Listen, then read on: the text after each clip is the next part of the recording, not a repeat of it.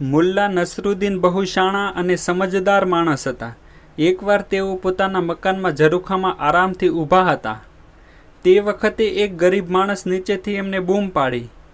મુલ્લાએ ઝરૂખામાંથી નીચે જોયું તો એક માણસ એમને ઈશારાથી નીચે બોલાવી રહ્યો હતો. મુલ્લા તો ભલા માણસ હતા. એમને થયું બિચારાને કંઈ તકલીફ હશે, એટલે તેઓ નીચે ગયા. નીચે જઈને મુલ્લાએ પૂછ્યું, બોલ ભાઈ, તે મને નીચે કેમ બોલાવ્યો? ગરીબ માણસે કહ્યું, જનાબ, સવારથી મેં કશું જ ખાધું પીધું નથી. કંઈક મદદ કરો, અલ્લાહ તમારું ભલું કરશે.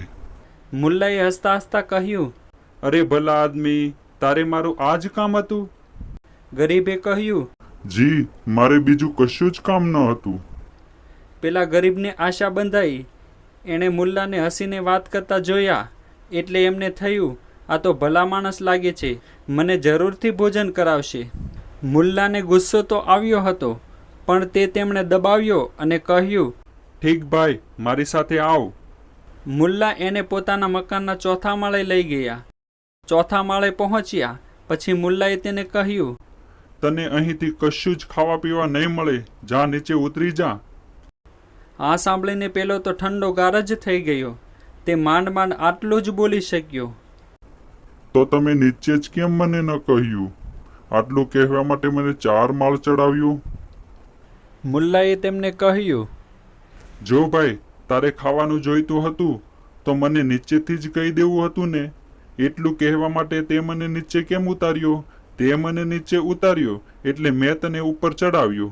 તારો અને મારો હિસાબ બરાબર થઈ ગયો. જા, ચાલ્યો જા. પેલો બિચારો ભૂખ્યો ગરીબ માણસ તો ફરીથી 4 માળ ઉતરવા લાગ્યો અને માંડ માંડ ઉતરી શક્યો. તે સમજી ગયો અને તે ચૂપચાપ ચાલવા લાગ્યો. તો મિત્રો, આ વાર્તા પરથી આપણને એ શીખવા મળે છે કે આપણે આંગળી ઉપર આંગળી ક્યારેય ન મૂકવી જોઈએ. કોઈ ગરીબ ભૂખ્યો માણસ હોય તો એમને આ રીતે સતાવવો ના જોઈએ. એમની મદદ કરવી જોઈએ. ગરીબ માણસને ભોજન આપવું જોઈએ. કોઈ ગરીબને ખવડાવવાથી જ માણસનું ભલું થાય છે.